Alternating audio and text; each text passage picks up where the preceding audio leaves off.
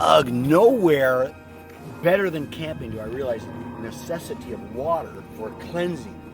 As a matter of fact, the imagery of water in Scripture is so clear that water is life because there's no biological life in the universe without water.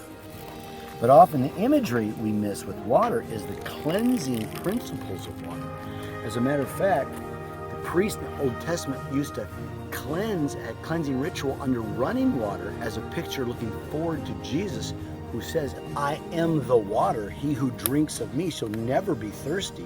He's not just talking about the life that water brings, but also the cleansing and purification of the inner work that cleanses the soul. We absolutely have to have water to clean our clothes, our hands, our face, and to cleanse wounds. And nowhere is that better demonstrated in the New Testament than in John's Gospel. Really quickly, Jesus says in John 1:4, he says, for I'm the light and life of men. Now hold on to that. Chapter 2, empty jars, dead. He fills them with water, transforms them into wine, something living, biological. So we see the transformation take place of water. Chapter 3, we have Nick at night. Remember that story?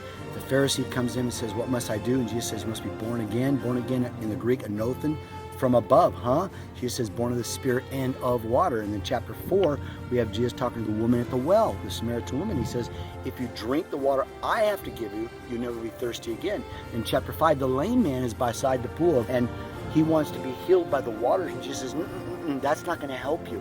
That external washing will not fix your problem.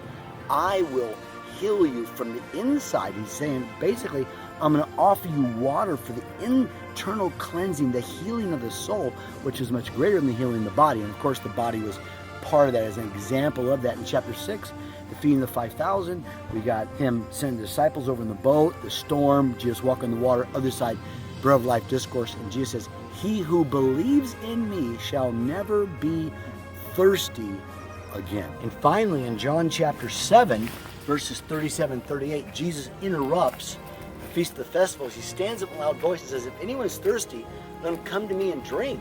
He says, as Scripture said, living waters will flow from within. So he wasn't just talking about water for life, but he's talking about water also for purification, for the cleansing, the remission of sins, the forgiveness that we have, the internal washing we need for the soul. Jesus brings water, he forgives sins, jump in, splash around. Oh, water.